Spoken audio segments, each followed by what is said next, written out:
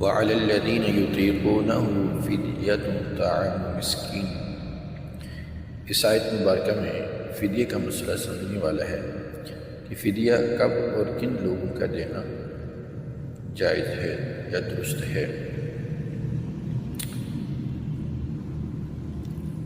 ایسا شخص جس کے اوپر روزے قضاء لازم تھے اور وہ دنیا سے چلا گیا، تو اگر اس کا کوئی فدیہ ادا کرتا ہے تو کر سکتے ہیں۔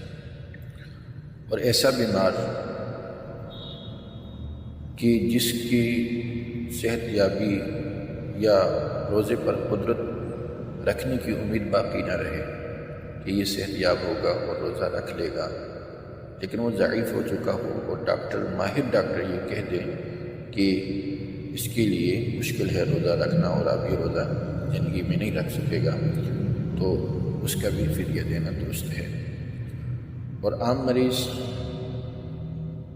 کہ جس کی صحت یابی کی امید ہو کہ یہ تندرست ہو کر روزہ رکھ لے گا، تو اس پر قضا ہی لازم ہے، اس کا فدیہ اگر ادا کر دیا بھی جائے تو اس کا فدیہ جائز نہیں ہوگا۔